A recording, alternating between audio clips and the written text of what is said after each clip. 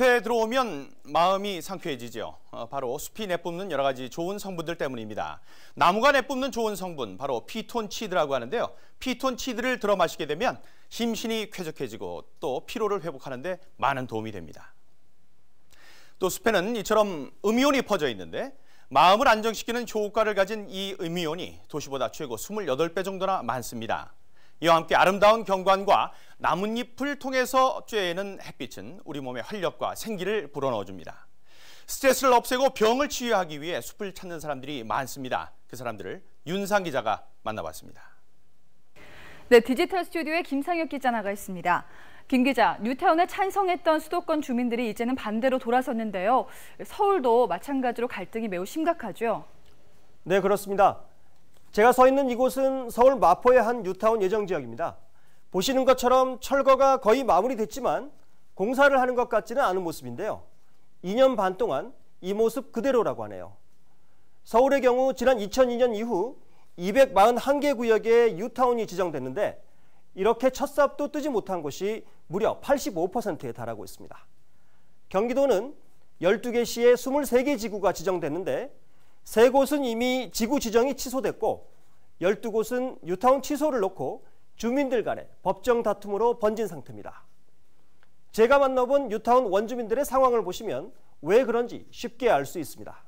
울고 웃게 했던 작품들 하나하나 돌아보셨는데요. 우리 다큐멘터리는 해외에서도 큰 반향을 일으키고 있습니다. 수출 실적도 아주 좋은데요. 지금 이효연 기자가 아주 특별한 장소에 나가 있습니다.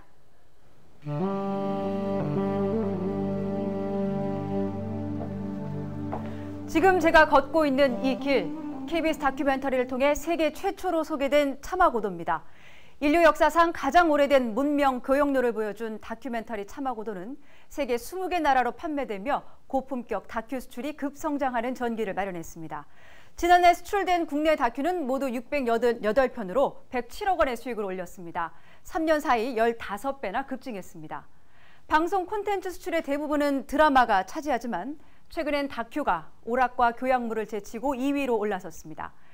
이제는 첨단 3D 다큐 제작은 물론 전용 영화관까지 생겨나는 등 영상 산업에도 큰 변화가 일고 있습니다. 이진성 기자가 보도합니다. 봄비에도 4대강의 일부 시설이 유실돼서 수돗물 공급이 중단된 적이 있는 만큼 장마철이 더 걱정인데요. 디지털 스튜디오 연결합니다. 네, 용태현 기자, 공사가 아직 한창인데 공정률은 어느 정도인가요? 예, 4대강 본류는 공정률이 81%를 넘어섰습니다. 낙동강이 79%로 늦고 영산강이 87%로 가장 빠릅니다. 준설은 92%, 이 보는 95%의 공정률을 보이고 있어서 사실상 보공사는 거의 끝난 셈입니다. 장마로 유실될 상황은 아닙니다. 하지만 문제는 침식입니다. 이 낙동강의 경우에 준설로 7m까지 바닥이 낮아졌습니다. 이렇게 낮아지다 보니 지천과는 큰 낙차가 생기고 물살도 빨라졌습니다. 이 때문에 침식 현상이 일어나서 상류로 계속 올라가며 침식이 진행됩니다. 이른바 역행 침식인데요. 여기서 깎인 흙은 다시 강에 쌓이게 됩니다.